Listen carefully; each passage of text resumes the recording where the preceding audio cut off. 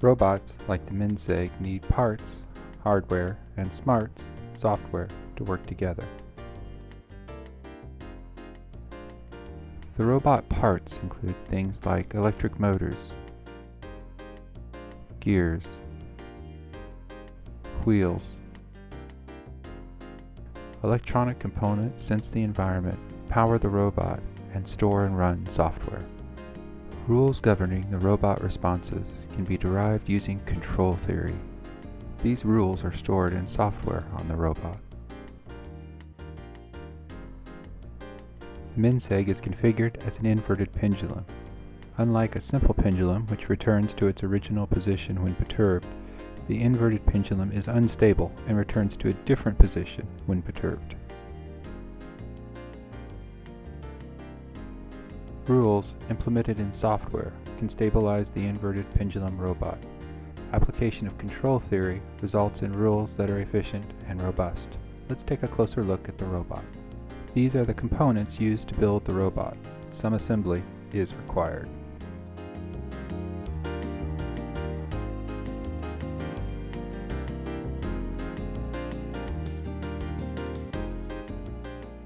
That wasn't so bad, but all we have are inert parts. The rules, designed using control theory and implemented in software, still need to be added to the robot. Mathematics will be used to describe the rules, but in order to use mathematics, we need a model, and it has to be the right kind of model. In control theory, a model refers to the relationships between the parts as described by physical laws.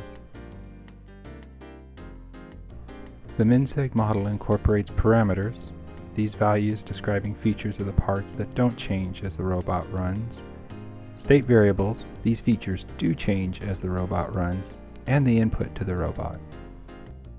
All of these will be combined with Newton's law to build the model.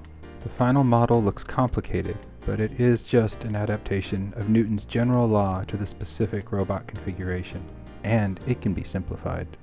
First, we linearize about the equilibrium point to get rid of the trig functions and higher order derivatives. Then we substitute in the measured parameters from the robot. Now we are just dealing with arrays or matrices of numbers. We need to check that the model accurately predicts what the robot will do before we add control. There's good agreement for small angles, but the model differs as the angle increases because of the linearization. In order to stop the robot from falling over, we need to add feedback so that the motor responds when the MinSeg tips.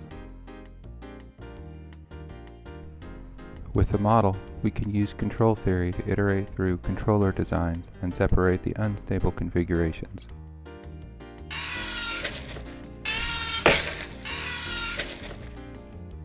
From the stable configurations.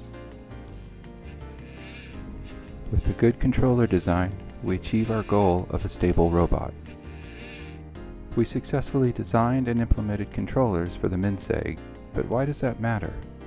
With control theory, if we can balance this robot, we can do other things as well.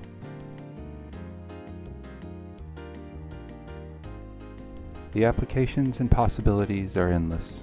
Where will it take you?